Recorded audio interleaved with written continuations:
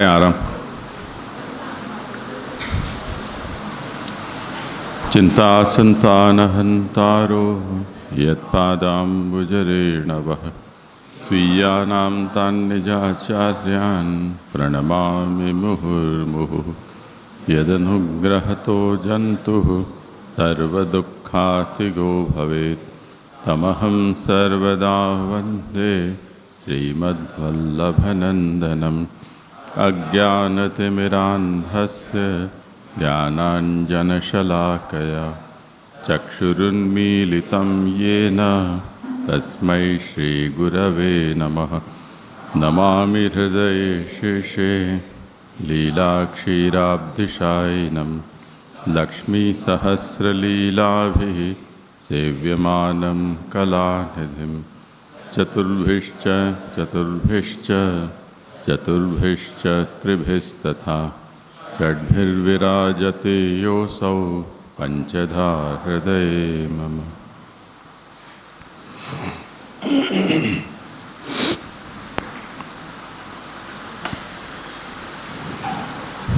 सर्वनिर्णय प्रकरण के अंतर्गत प्रथम प्रमाण प्रकरण का विचार अभी चल रहा है।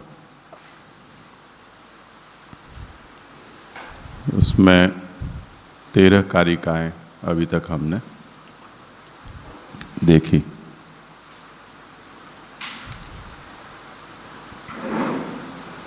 प्रमाण प्रकरण जैसे हमने आरंभ में कहा था कि श्रुति स्मृति पुराण वेदांग इस तरह से फिर से उसके उप प्रकरणों में बटा हुआ है। उसमें ये जो श्रुति प्रकरण है उसके अंतर्गत आचार्य चरणों ने सर्वनिर्णय की पूर्व भूमिका में ये कहा कि ये प्रमाण प्रमेय साधन और फल इस रीति से सर्वनिर्णय कहा जाएगा। तो वो नीति भगवान के आचार्य चरणों की है या रीति है, वो सभी जगह लागू होगी। यानी श्रुति की प्रमाण रूपता, प्रमेय रूपता, साधन रूपता, फल रूपता, अर्थात श्रुति प्रमाण किस तरह से है, श्रुति का प्रमेय क्या है, श्रुति में साधन क्या कहे गए हैं और श्रौत साधन का फल क्या होता है। इसी तरह स्मृति के बारे में भी, पुराण के बारे में भी। तो अभी तक जो हम देख रहे हैं उसमें हमने देखा कि अग्निहोत्रम तथा दर्श पूर्णमाश पशुस्तथा चातुर्मास्यानि सोमस्य क्रमात् पंचविदो हरि। तो श्रौत जो साधन बताए गए हैं प्रकृति विकृति याग के रूप में, वो उन साधनों का भी मूल रूप भगवान ही है। यानी इसका जो प्रमेय है वो प्रमेय भगवान ही है। श्रुति प्रमाण है, ये बात हम पूर्व प्रकरण में यानी शास्त्रार्थ प्रकरण में अच्छी तरह से देख चुके हैं और आगे भी इसी प्रकरण में वो बात आती रहेगी। हर जगह प्रमाण प्रमेय साधन और फल ऐसा क्रमशः निरूपण यहाँ अपेक्षित नहीं है, पर इन 4 बातों को लेकर और हर विषय का निरूपण होगा। कभी फल आगे कह दिया जाए या प्रमेय कह दिया जाए, कभी साधन कह दिया जाए।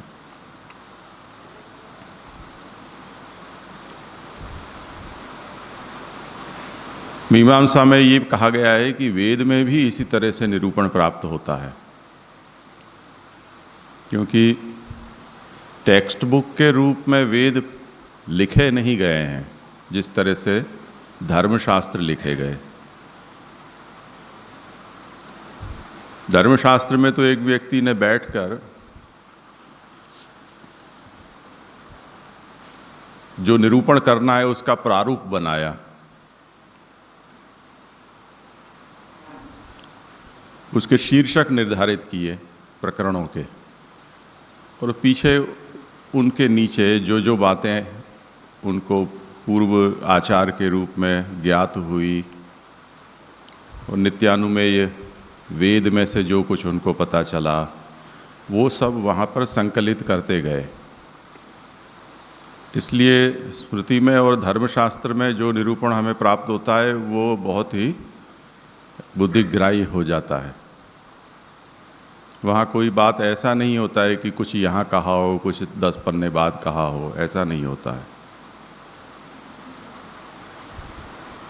पर वेद में ऐसा नहीं है। जिनको जब जो स्फुरित हुआ, जो वाणी प्रकट हुई, जिनके माध्यम से जिनको जो अनुभूति हुई, वो उन्होंने कह दिया। अब उसमें कोई क्रम हो ऐसा संभव नहीं है, कहीं हो भी कहीं नहीं भी हो।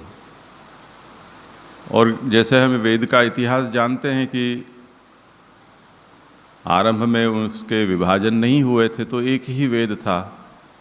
विभक्त होने के बाद कुछ कौन से हिस्से में गया, कोई भाग कहीं चला गया, फिर से उसका विभाजन हुआ शाखाओं में तो और बट गया।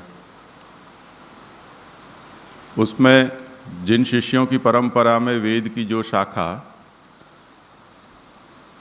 उस परंपरा ने धारण की, उसको सुरक्षित रखा, वो शाखा पूरी की पूरी उपलब्ध हुई। जिन शाखाओं में उसका पूर्ण रूप से रक्षण नहीं कर पाए तो उसके कुछ अंश लुप्त हो गए। जैसे प्रातिशाख्य है या कुछ उपनिषद हैं, कुछ आरण्यक हैं। हर शाखा में संहिता, ब्राह्मण, आरण्यक और उपनिषद, ये 4 प्रकरण होते हैं, तब वो शाखा पूर्ण कही जाती है। पर किसी ने संहिता को संभाल सके तो कहीं ब्राह्मण लुप्त हो गए, कहीं संहिता ब्राह्मण रहे तो आरण्यक लुप्त हो गए, कहीं उपनिषद लुप्त हो गए, कहीं उपनिषद प्राप्त होते थे, छोटे छोटे थे तो, पर वो कौन से संहिता, ब्राह्मण, आरण्यक के उपनिषद हैं उसका कोई अता पता नहीं है। जैसे सामवेद की 1000 शाखा कही जाती थी, पर अब 2-1 शाखा ही प्राप्त होती हैं। तो वेद, इतना पूरा का पूरा वेद लुप्त हो गया। जैसे कोरोना जैसी महामारी आ जाए और उस प्रदेश में जो वेद प्रचलित हो उनको जानने वाले सब के सब एक साथ चले जाएं तो वो लोप हो जाए, क्योंकि पहले वेद लिखे नहीं जाते थे, श्रौत परंपरा थी। तो जिन्होंने धारण किया वो नहीं रह गए तो उनके साथ वेद भी चले गए। इसलिए वेदों में ये समस्या होती है कि सभी कुछ हमें एक स्थान पर प्राप्त नहीं होता है। कुछ उपनिषद आरण्यक में घुस गए, अब उनका ये विवेक करना मुश्किल हो गया कि ये इन्हें हम आरण्यक माने या उपनिषद माने। जैसे हमारे ही वेद में तैत्तिरीय आरण्यक में महानारायण उपनिषद है, वो उपनिषद भी है पर वैसे वो आरण्यक का हिस्सा है, और तैत्तिरीय उपनिषद वो पृथक भी है।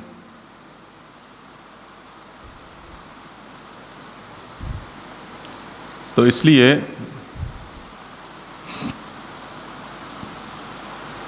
वेद में जिस तरह से विषयों का निरूपण एक क्रम से हमें नहीं मिलता है, उसी तरह श्रौत प्रकरण का निरूपण महाप्रभु कर रहे हैं, उसमें भी उसकी छाप हमें दिखाई देती है कि पहले प्रमाण ही कहेंगे, उसके बाद प्रमेय ही कहेंगे, फिर साधन का क्रम आएगा, फिर फल का आएगा। ऐसा नहीं रैंडमली कहीं भी कुछ भी आ जाएगा, क्योंकि श्रुति प्रकरण है।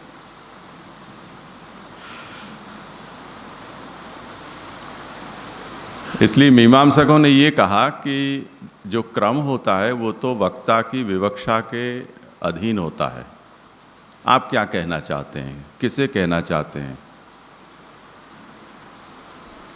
तो श्रोता अगर अनुष्ठान का क्रम जानना चाहता है तो उसको उस तरह से कहा जाएगा। श्रोता की जिज्ञासा फल संबंधी है तो फल का निरूपण होगा, तो पहले फल से आरंभ होगा और उसके बाद उसके साधन का निरूपण किया जाएगा। श्रोता अगर प्रमाण की जिज्ञासा करता है तो प्रमाण से आरंभ किया जाएगा। इसलिए इससे हमें घबरा नहीं जाना चाहिए कि प्रतिज्ञा में ये कह दिया कि भाई हम प्रमाणेन प्रमेयेण साधनेन फलेन च ये द्वितीया प्रक्रियोच्यते, तो वो क्रम यहाँ हम खोजते फिरें और नहीं मिले तो हम कहते हैं ये सब बड़ा अव्यवस्थित ग्रंथ है, कुछ पता नहीं चल रहा है कहाँ क्या आ रहा है। वो आपके दिमाग की तकलीफ है, वो निरूपणकर्ता के लिए वो अनिवार्य नहीं है कि वो उसी क्रम को पकड़कर चले।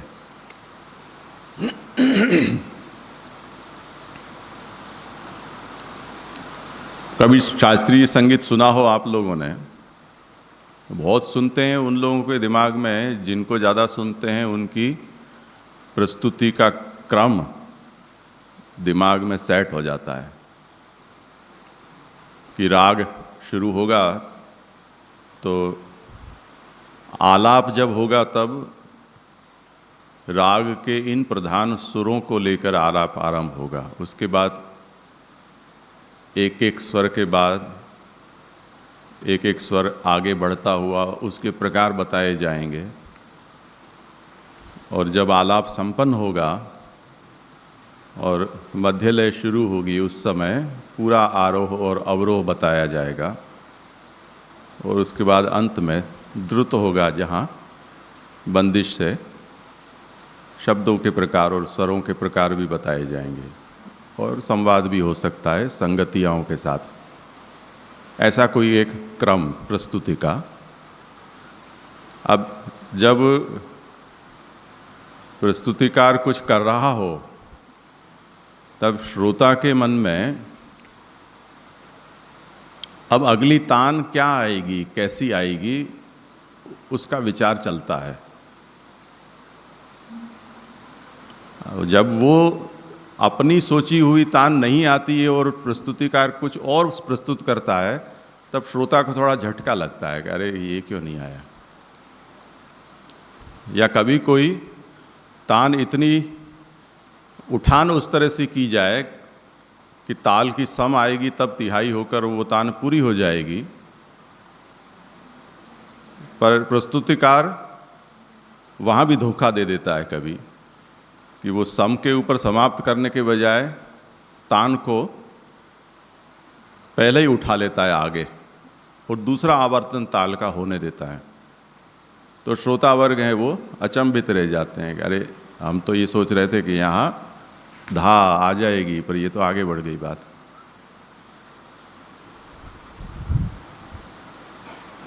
तो प्रस्तुतिकार की एक अपनी मस्ती है या अपना निरूपण का एक प्रकार होता है। श्रोता की शुश्रूषा या जिज्ञासा वो एक अपनी अलग होती है। इसी तरह यहाँ भी हमें समझना चाहिए कि ये चार बातें अवश्य आएंगी, प्रमाण, प्रमेय, साधन और फल। श्रुति प्रकरण में भी आएगी, इसी तरह स्मृति पुराण इत्यादि में भी आएगी, पर उसका क्रम है वो आचार्य चरण को स्वयं को अभिलषित जो क्रम होगा वही वहाँ पर चलेगा। तो क्रमात् पंचविधो हरि ही, इससे श्रुति में प्रमेय क्या है ये यहाँ पर कह दिया। उसके बाद उसके साधन रूपता भी बता दी, तत्साधनंच हरि प्रयाजादि श्रुगादियत। उसके बाद बीच में उत्तम, मध्यम और कनिष्ठ अधिकारियों को लेकर और उसके फल का विधान कर दिया। तो प्रमेय हो गया, साधन हो गया और फल भी हो गया। फिर फल के बारे में ये सब चर्चा चली कि फल का रूप स्वर्ग, तो स्वर्ग है वो लोक रूप ही होता है। महाप्रभु कहते हैं कि नहीं, दो तरह के स्वर्ग होते हैं। तो उसके ऊपर चर्चा चली और उसका समाधान दिया कि अंततः स्वर्ग भी आत्मसुख रूप भी होता है और लोक रूप भी होता है। तब ये प्रश्न हुआ इसमें कि वेद क्यों साफ साफ सब कुछ बात बता नहीं देता है, ऐसी सब गोल गोल बातें क्यों करता है जिससे हम चक्कर में पड़ जाएं। तो उसका भी यही समाधान दिया कि वेद हमको चक्कर में डालना चाहता ही है, इसलिए ऐसा करता है। तो परोक्षवाद से निरूपण करता है, जैसी जिसकी रुचि होगी वैसे उसकी प्रवृत्ति होगी। अगर स्वर्ग शब्द का अर्थ वो लोक समझेगा तो लोक की प्राप्ति हो जाएगी, अगर उससे वो संतुष्ट है तो उस लोक को भोगे, फिर वापस जन्म ले, फिर वापस उस लोक में जाए, ऐसे गोल गोल घूमता रहे। और उस बीच में उसे स्वर्ग में जाने पर ये पता चले कि बहुत लोग ऐसे भी होते हैं कि जो हमारे से ऊपर की मंजिल में बैठे हुए हैं, जो वापस जन्म नहीं लेते हैं। तो उसको ऐसी अभिलाषा अगर हुई, यानी उसकी जो राजस तामस वृत्ति है वो शांत होकर सात्विकी वृत्ति हुई, तो हो सकता है कि वो निष्काम यज्ञ करे और आत्मसुख रूप स्वर्ग को प्राप्त करे। ऐसे धीरे धीरे उसका ऐसा अधिकार होगा तो उसकी ऐसी उद्धृति होती रहेगी, ये अभिप्राय बताया।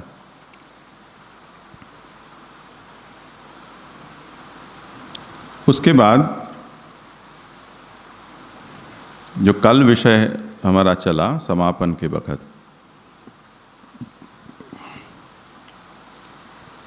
कि जैसे वेद ने ऐसे अस्फुट शब्दों में निरूपण क्यों किया, ऐसा प्रश्न खड़ा हुआ। उसी तरह ये प्रश्न खड़ा किया गया कि जब वेद का उद्देश्य यज्ञ नारायण का साक्षात्कार और तद्रूपा मुक्ति है, तो पशुपुत्रादि फल की प्राप्ति के लिए वेद ने क्यों ऐसे सकाम कर्मों को कहा, उसके पीछे वेद का क्या प्रयोजन था, इसका स्पष्टीकरण करते हुए कहा कि नित्य कर्म की सिद्धि के लिए वेदों में काम्य कर्म बताए गए हैं। वो काम्य कर्म मनुष्य की भोग की इच्छा को पूर्ण करने के लिए या उनका पोषण करने के लिए नहीं बताए गए हैं, पर वेद ये चाहता है कि निष्काम कर्म करने वाला यज्ञमय जीवन जीना चाहता है, तो यज्ञ के लिए अपेक्षित पदार्थों की पूर्ति भी यज्ञ के द्वारा ही हो जाए, उसे अतिरिक्त प्रयास करने न पड़े।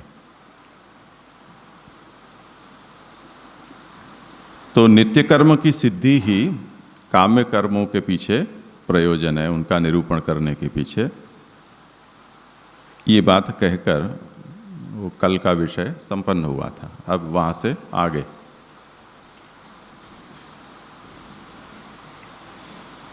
ये जो कहा कि नित्य कर्म की सिद्धि के लिए काम्य कर्म बताए गए हैं, उस पर ये प्रश्न करते हैं कि एवमेव श्रुत्यभिप्रायः इति किम प्रमाणम। आप जो बता रहे हो उसी प्रयोजन से वेदों में काम्य कर्म का विधान किया गया है, इसमें क्या प्रमाण है, कैसे मान लें कि यही प्रयोजन है वेद का।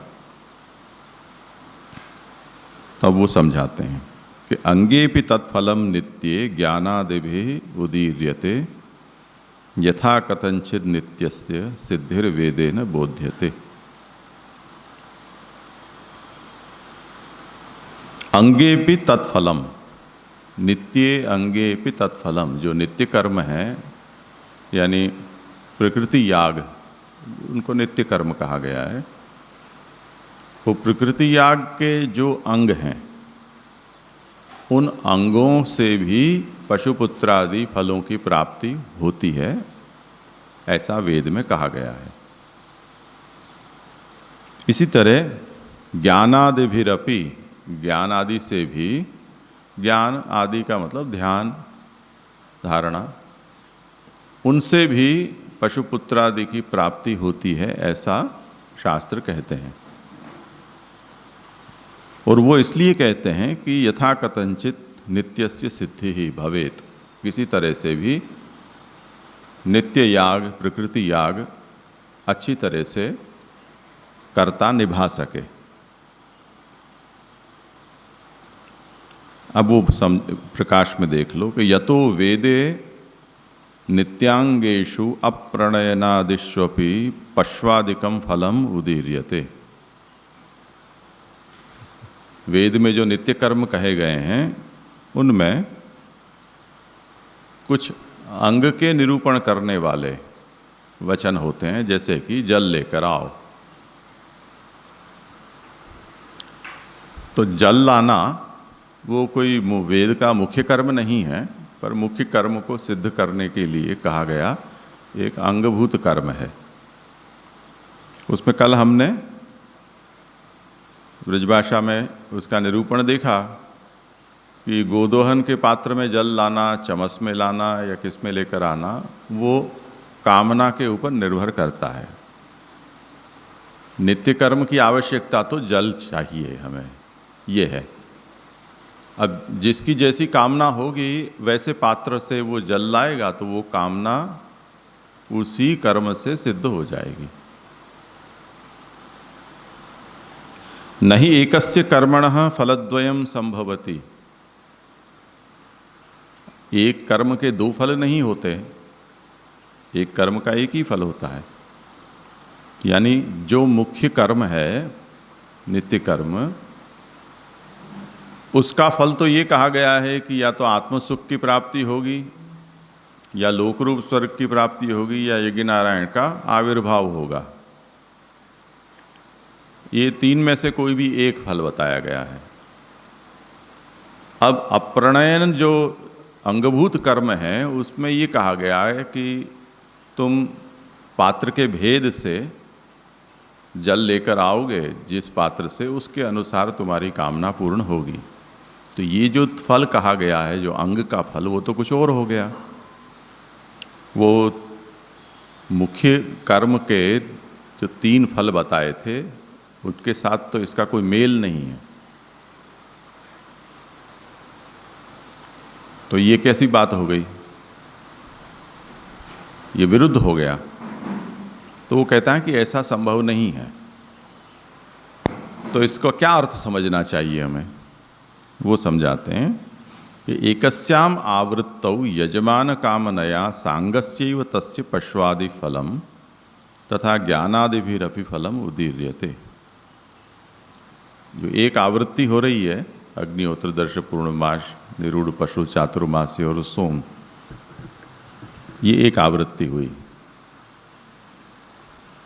उस आवृत्ति में इतनी सी विकृति करने पर, यानी पात्र का भेद जल लाने के लिए करने पर, यजमान की कामना उन अंगों से सिद्ध हो जाती है। यानी कि पशु आदि फल की प्राप्ति उसे हो जाती है। इसी तरह आगे ये कहा गया है, या एवं वेद स पशुमान भवति। जो इस तरह से जान लेता है वह भी पशुमान हो जाता है, यानी उसे भी पशु की प्राप्ति हो जाती है। तो कर्मांग जो ज्ञान है उसका भी यही फल है। अब ये फल मुख्य फल का विरोधी है या अनुकूल है? अगर विरोधी होता है तब तो उसको भिन्न फल माना जाएगा, पर अगर विरोधी नहीं है तब तो उसी फल का वो हिस्सा मान लिया जाएगा।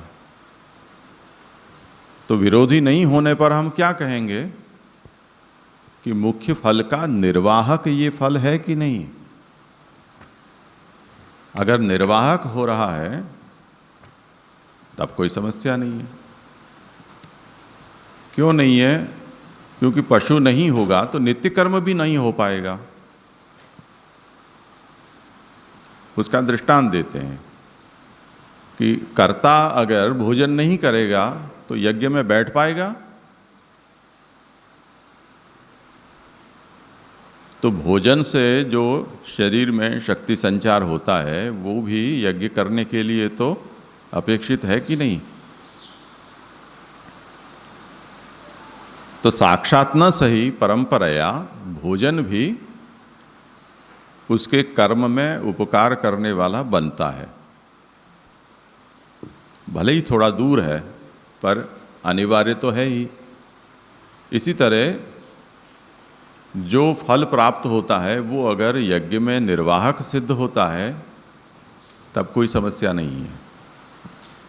जैसे अंग है वो प्रधान के उपकारी होते हैं, अंग जो कर्म होते हैं वो प्रधान कर्म के उपकारी होते हैं, उसी तरह अंग से प्राप्त होता फल है वो भी उसे प्रधान कर्म में उपकारी हो जाता है। इसके कारण इस फल को मुख्य फल का विरोधी नहीं मानना चाहिए, ये उसका अभिप्राय है। जी जी। हमारे यहाँ जैसे ये कहा गया, जैसे हम पुष्टि मार्ग में, भक्ति मार्ग में वैसे कामना की निंदा करते हैं कि हमारा मार्ग है वो निरुपाधिक मार्ग है, निष्काम भक्ति का मार्ग है।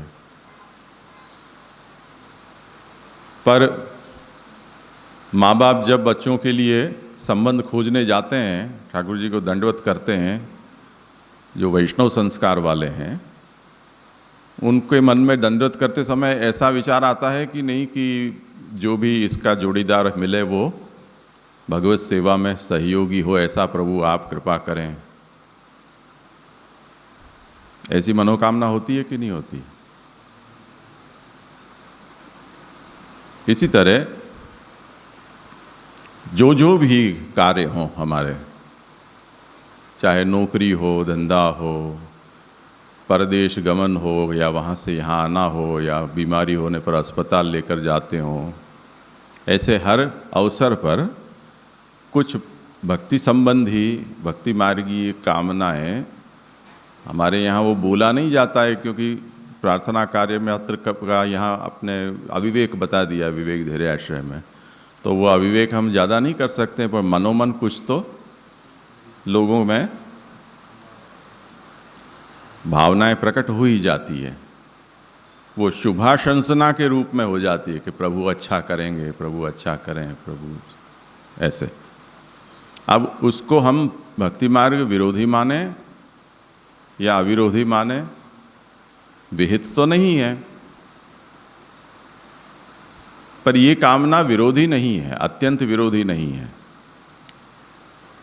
और विवेक धैर्याश्रय में जैसे ये कह दिया कि अविवेक है कामना करना, मांगना, पर सब विषय में आग्रह हठ का त्याग करना, ऐसा एक बड़ा सिद्धांत बताकर ये भी कर दिया कि अगर कुछ मांगे बिना रहा न जाए और कहीं और जाकर मांगने की नौबत आ जाए, इतना अनकंट्रोलेबल हो जाए मन, तो फिर अपने प्रभु से ही मांगना वो सही है। यही बात यहाँ भी है। तो जो प्रधान की आवृत्ति है उसमें अंगों की आवृत्ति हो जाती है, प्रधान के अंग के साथ साथ जो अंगों का फल है वो भी उसे आनुषंगिक फल के रूप में प्राप्त हो जाता है। जैसे तुष्टि पुष्टि क्षुद्पायनु घासम ऐसा कहा है, हम भोजन करते हैं उससे संतोष भी मिलता है, शरीर को पोषण भी मिलता है, और पेट में जो चूहे कूदते हैं वो भी शांत हो जाते हैं। तो एक ही क्रिया है, वो तीनों ही फल को संपादित कर देती है, ऐसे यहाँ भी समझना चाहिए। हाँ जी, ये पूरी एक आवृत्ति ऐसे कामना के लिए तो पूरा एक साल की जो आवृत्ति है वो कंप्लीट हर वक्त उसको जल लाना है तो उसी पात्र में लाएगा, क्योंकि 5 यज्ञ है तो 5 यज्ञ में जल लाने की क्रिया तो होगी, पात्र तो पूरी आवृत्ति में वो फॉलो करना पड़ेगा, तब ये कामना पूरी होगी। नहीं, ऐसा नहीं है, तो एक आध बार कभी कर देना बस बहुत है।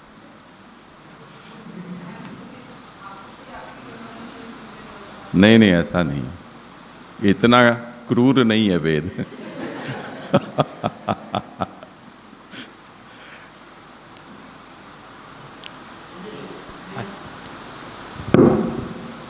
हाँ जय एक मिनट।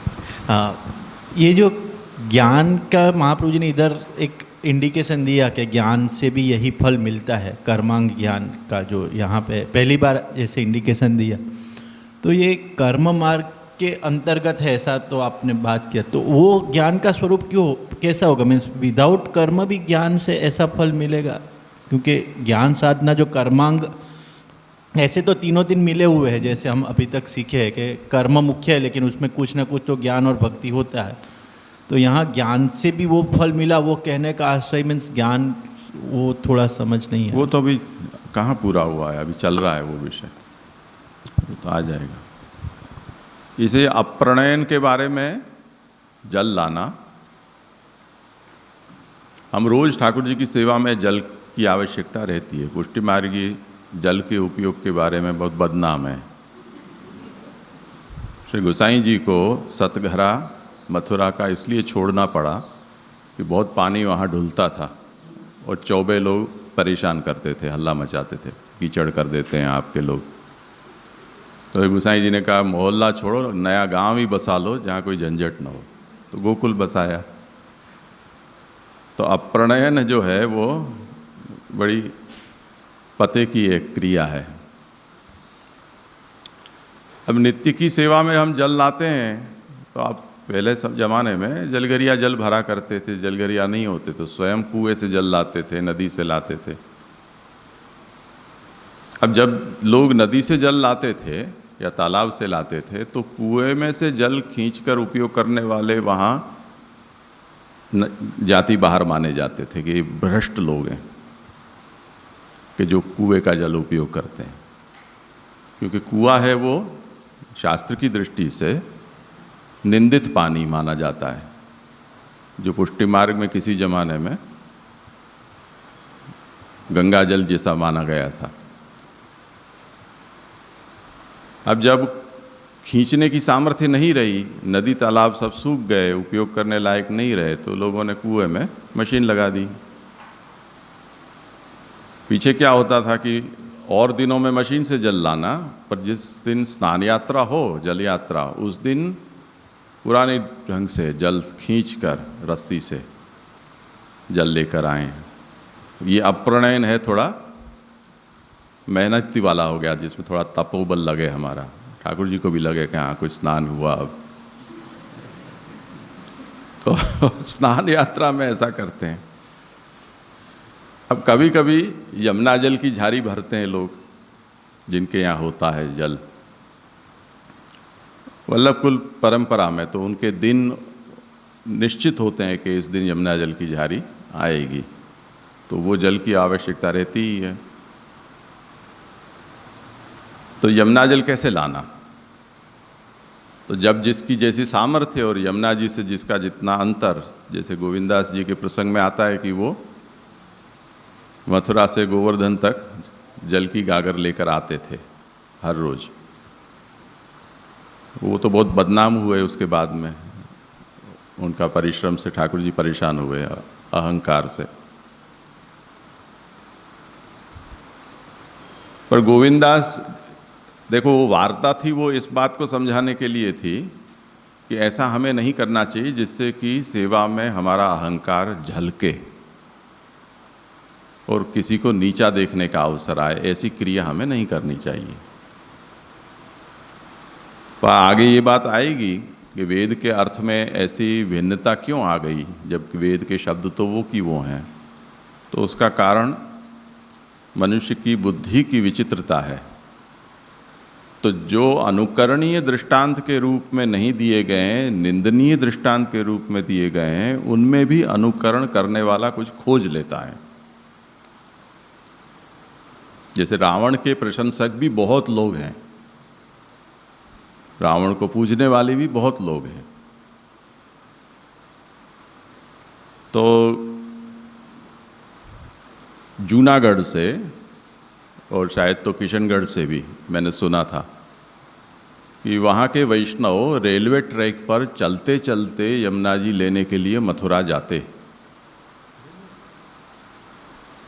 रामजी भाई करके थे वहाँ जूनागढ़ में वो, और उनका ये नियम था कि यमुना जल एक बार उठा लिया भर के, उसके बाद उसको कहीं रखा नहीं जा सकता है, कंधे से उतारा नहीं जा सकता है।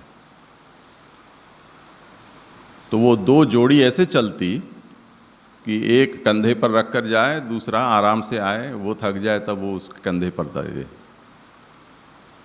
अब ये अप्रणयन है। अब उनको उसमें कुछ ऐसी तपोभक्ति नजर आती होगी, उनकी कुछ ऐसी भावना होती होगी। अब उनका ही दृष्टांत एक दूसरा एक्सट्रीम देख लो कि जब हम यमुना प्रदूषण मुक्ति के लिए यात्रा में थे, उस समय धावा गिर के एक वैष्णव भी उसमें जुड़े। अब उनके आधुनिक बैग पैक था ऐसा जो ये रखा हुआ है ऐसा, वो भी उस बैग को कभी उतारते नहीं। हम सब लोग देखकर चकित होते हैं कि भी उठाने की क्या ज़रूरत है, ये तो रख दो साथ में, सब सामान के लिए ट्रैक्टर और सब चल ही रहे थे। तो एक बार मैंने कुतूहलवश पूछ ही लिया कि इसमें ऐसा क्या है, तो उसने कहा यमुना जल है। मैंने कहा कौन सी यमुना? यमुना तो है ही नहीं, या तो गटर है और वो गटर नहीं होनी चाहिए, यमुना होना चाहिए। उसके लिए तो ये आंदोलन चल रहा है, तो ये यमुना आई कहाँ से? तो वही गटर का पानी गए पीछे डालकर, और वो यमुना प्रदूषण मुक्ति यात्रा के वो दिल्ली जाएंगे, यमुना जी को लाएंगे, हम दिल्ली जाएंगे। तो अप्रणयन की बड़ी बड़ी महिमा है। इसलिए श्री महाप्रभु जी ने भी ये दृष्टांत दिया है कि अप्रणयन वो एक अंगभूत छोटी सी क्रिया है, पर उस छोटी सी क्रिया का इतना बड़ा महात्म्य है। अब ठाकुर जी रोज स्नान करते हैं, वेद मंत्र से एक दिन स्नान कर लेंगे तो जिसके पास सोने की गागर होगी वो उससे भर के लाएगा ज्येष्ठाभिषेक का जल, कोई चांदी की गागर से लाएगा। ये तांबे पीतल या स्टील की लाने से जैसे ठाकुर जी मना कर देंगे कि नहीं ये पानी नहीं चलेगा, ऐसा थोड़ी है कोई। पर वो स्पेशली एक दिन के लिए वो गागर रखी जाती है, हर घर में होती है सोने की गागर, चांदी की गागर, और जल यात्रा के दिन उसी से जल भर कर लाया जाता है। क्योंकि रोज तो सादे जल से स्नान करते हैं, आज तो ज्येष्ठाभिषेक मंत्र से स्नान होंगे। अब पुष्टि मार्ग बड़ा है या मर्यादा मार्ग बड़ा है? ये दिन वो है कि जिस दिन मर्यादा विधि से स्नान होता है। अब पुष्टि मार्गी होते हुए हमने मर्यादा को कितना ऊपर बढ़ा दिया कि दूसरे दिन तो तांबे की चलेगी इस दिन सोने की। लोग फोटो डालते हैं, अच्छी अच्छी गागर चमकी हुई दिखाएंगे इस तरह से कि देखो हम लेकर आ रहे हैं। अब आप पुष्टि मार्ग को बढ़ा रहे हो या मर्यादा मार्ग को? तो दिमाग का कोई ठिकाना नहीं है हमारा कि हम क्या हैं, किस मार्ग पर चल रहे हैं, किसको आगे बढ़ाना चाहते हैं। चल रहा है सब। उस दिन खींच खींच के पानी भरेंगे ऐसे ऐसे करके।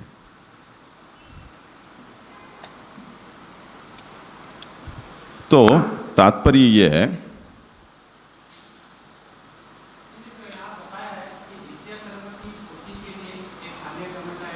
कि आपका माइक बंद है। नित्य कर्म की पूर्ति के लिए कामयादि कर्म का यहाँ निरूपण किया गया है, तो ये फिर विकृति रूप कर्म हो जाएंगे, ऐसा नहीं हो जाएगा कि समझो ये? हाँ, तो इसमें इसकी चर्चा हुई है, उसमें निष्काम होना जरूरी है। हाँ, वो बात सही है, पर क्योंकि प्रकृति रूप याग की सिद्धि के लिए ये विकृति कही की जा रही है, इसलिए वो विकृति भी इतनी विकृत नहीं है, वो ग्राह्य कक्षा की है, ऐसा समझना चाहिए। जैसे हम बीमार पड़ जाएं और दवाई लेने के लिए जाएं, तो कोई हमको आके सलाह देगा, क्यों विवेक धैर्याश्रय पढ़ा नहीं है क्या? त्रिदुख सहनम धैर्यम आमृते है। अब दवाखाने में बैठा हुआ आदमी को कोई ये कहे कि मरने तक सब दुख सहन करने हैं, दवाई क्यों लेने जा रहे हो? तो हमको भी नेले पे देला कुछ तो देना ही पड़ेगा ना। भाई हम ठाकुर जी की सेवा के लिए स्वस्थ होना चाहते हैं।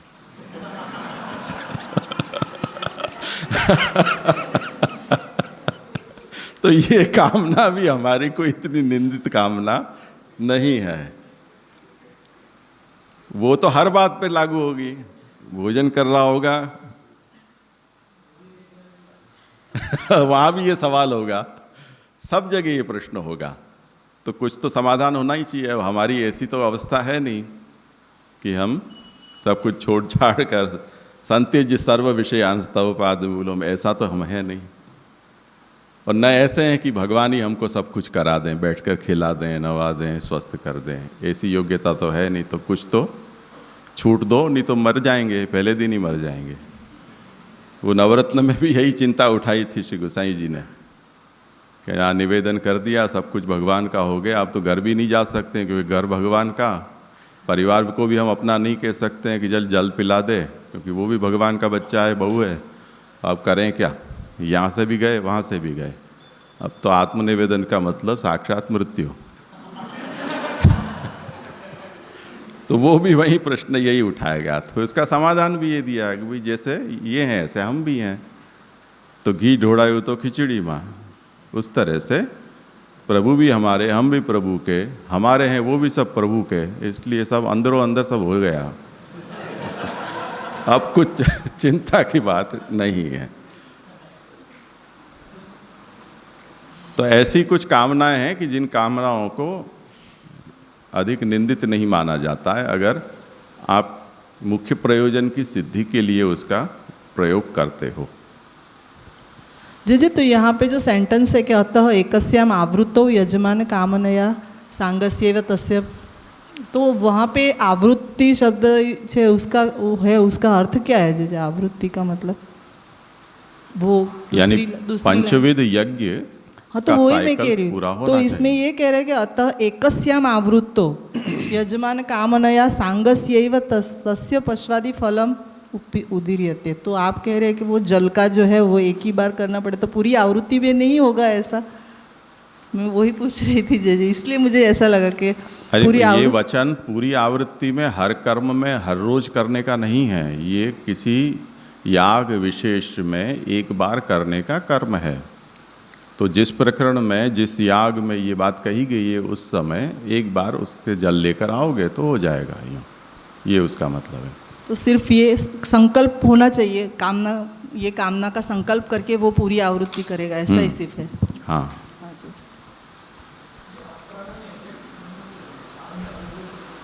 क्या? अप यानी पानी, और प्रणयन यानी उसको लाना, ले जाना।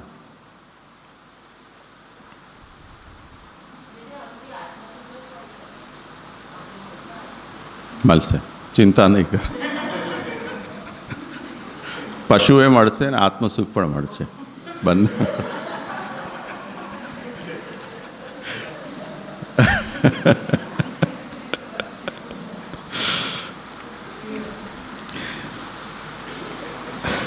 तो देखो, अतः एकस्याम आवृत्तौ, ये पंच यज्ञों की आवृत्ति होने पर यजमान कामनया, यजमान की कामना होने पर सांगस्यैव तस्य, तस्य यानी प्रकृति यागस्य, यज्ञस्य, नित्य यज्ञस्य, अंग सहित जो प्रकृति याग किया जा रहा है उसका, उससे पशुआदि फलम भवति, पशु आदि जो भी कामना होगी वो फल उसे प्राप्त होगा।